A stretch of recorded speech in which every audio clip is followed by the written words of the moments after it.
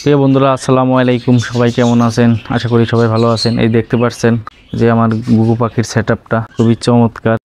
এখানে আমার 10টা ঘুঘু পাখি আছে।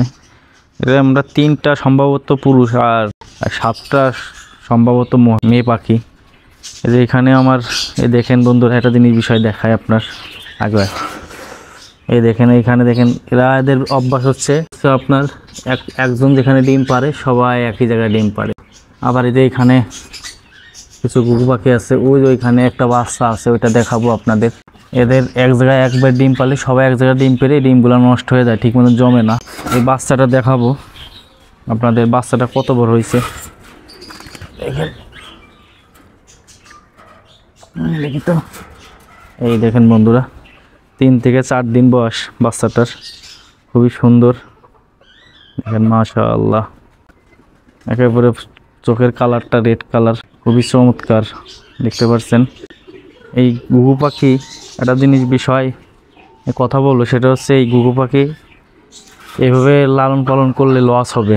এরা সবাই এক জায়গায় বসবাস করতে পারে না, এবং এক জায়গা সবাই দিলে সবাই এক জায়গায় একই জায়গায় ডিম পারে, ঠিক মতন ডিম বাচ্চা হয় না, এবং তেমন একটা হয় না আর কি, আপনার সুফল হয় না। এই জন্য আমি মনে করি, আমি যতদূর এই ঘুঘু পাখি যে কয়েকদিন পালি আর কি, অভিজ্ঞতা থেকে বলতে পারি, ঘুঘু পাখি আপনার আলাদা আলাদা জোড়া দিয়েই, খাঁচার ভিতর আলাদা করে দেওয়াই উত্তম।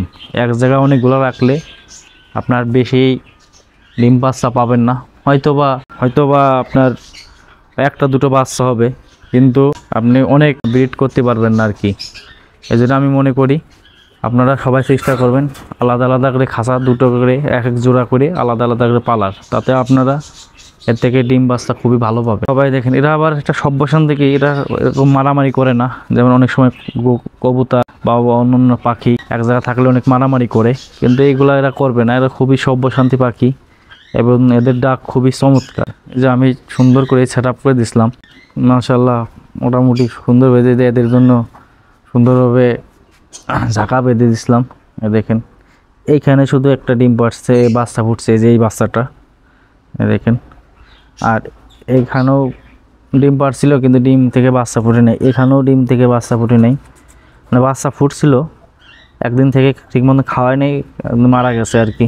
এই দেখেন, এরা সবাই একই জায়গায় বসে আছে। এগুলো 3টাই মাদি আর কি। আজ ভিডিও এই পর্যন্তই। সবাই ভালো থাকবেন, সুস্থ থাকবেন। আল্লাহ হাফেজ।